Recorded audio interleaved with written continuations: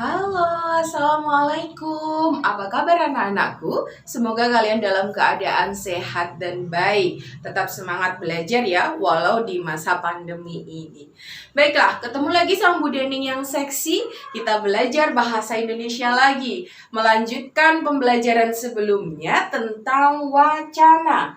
Kalau sebelumnya kita belajar tentang jenis-jenis wacana, hari ini kita akan belajar tentang kalimat utama, tentang jenis paragraf, kemudian tentang gagasan utama. Jadi ini poin yang sering sekali keluar dalam soal. Biasanya kalau ada 50 soal, minimal ada 5 soal tentang wacana, kalimat utama, gagasan utama, kepaduan dari wacana, dan juga jenis paragraf. Oke, sebelum kita mulai dari wacana. Wacana adalah bentuk terbesar dari sebuah teks, ya. Wacana adalah bentuk terbesar dari sebuah teks. Masih ingat kan bahwa wacana itu sama dengan teks, sama dengan bacaan. Jadi kenapa bentuk terbesarnya? Lalu bentuk terkecilnya apa? Bentuk terkecil dari sebuah teks atau bacaan atau wacana yaitu adalah gagasan utama. Kok bisa? Yuk kita runut satu persatu terlebih dahulu. Dari yang pertama, wacana bentuk terbesar. Di bawah wacana ada paragraf. Kenapa? Karena wacana, bacaan, atau teks itu terdiri atas beberapa paragraf. Betul? Ya. Jadi di bawah wacana itu ada yang namanya paragraf. Di bawah paragraf ada apa? Caranya adalah paragraf itu terdiri atas apa saja. Ada kalimat utama dan kalimat penjelas. Berarti di bawah paragraf itu ada kalimat.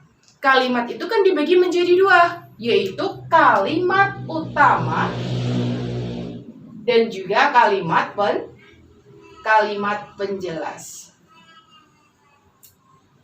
Kalau di bawah kalimat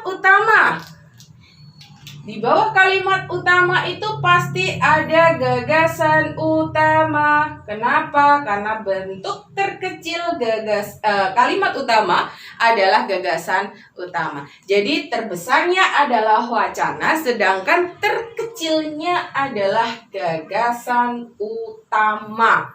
Ya, jadi wacana yang terdiri atas beberapa paragraf yang terdiri atas kalimat utama dan kalimat penjelas. Di kalimat utama yang terdiri dari gagasan utama. Gagasan utama itu sama dengan ide pokok, inti pokok, atau inti dari kalimat. Itu sama saja. Jadi jangan bingung. Gagasan utama cara mengetahuinya seperti itu. Kalau ide pokok cara mengetahuinya bagaimana? Sama. Gagasan utama itu sama dengan ide pokok, sama dengan inti dari kalimat. Sampai sini dulu paham? Paham ya?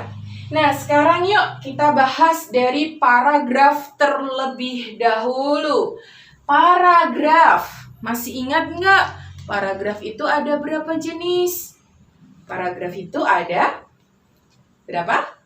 Ada 3 jenis, yaitu deduktif.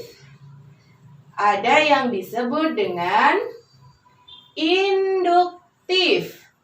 Ada yang disebut dengan campuran.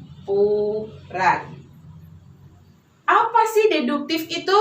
Deduktif adalah paragraf yang memiliki kalimat utama yang ada di awal, atau deduktif adalah kalimat utama yang ada di awal paragraf. Sama saja ya. Jadi intinya bahwa deduktif itu kalimat utamanya ada di awal atau di depan. Kemudian kalau induktif kebalikannya ada di akhir. Jadi kalimat utamanya ada di akhir. Kalau campuran, yang namanya campuran otomatis gabungan dari keduanya. Berarti ada di awal dan ada di akhir. Untuk mempermudahnya lagi, gampang. Kita singkat aja.